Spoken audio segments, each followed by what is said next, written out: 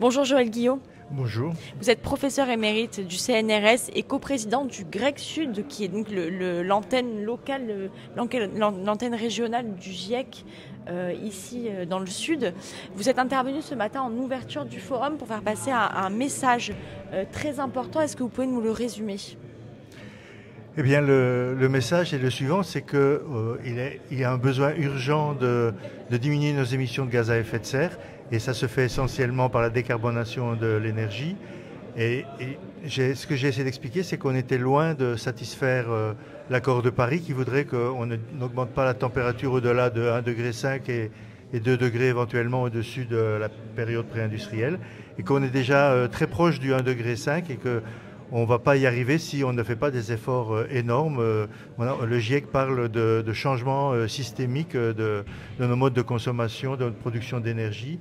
Et il faut absolument le faire à une grande échelle. Et toute la transformation, la transition énergétique dont on parle aujourd'hui, eh bien, se fait dans ce cadre-là. Et il est vraiment temps de passer la vitesse supérieure. Oui, parce que là, on parle de plus 1,5 degré, mais ce qui semble inéluctable, c'est d'aller vers du plus 2, voire plus 4, etc. Est-ce que c'est inéluctable ? Non, alors il faudrait absolument... Le 1,5, je pense que c'est déjà trop tard, on va le passer, on est en train de le passer. Il faudrait ne pas dépasser les 2 degrés, ce qui est loin d'être assuré. Et le ministère de l'Environnement en France a expliqué qu'il fallait se préparer à une France plus chaude de 4 degrés, ce qui correspond à peu près à 3 degrés au niveau global. Alors si on arrive à ça, ça va être vraiment très dur de s'adapter parce qu'on est bien au-dessus des objectifs des accords de Paris. Et il va y avoir énormément de choses qui vont changer.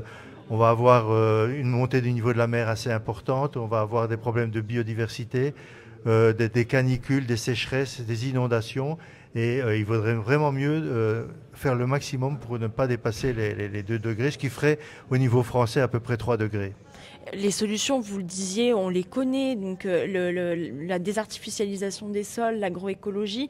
Pourquoi est-ce que ce n'est pas mis en place aujourd'hui ? Mais parce que l'artificialisation des sols elle est liée à la construction des résidences, à la construction d'infrastructures, d'industries, etc. Donc les gens ont besoin de logements, donc on artificialise.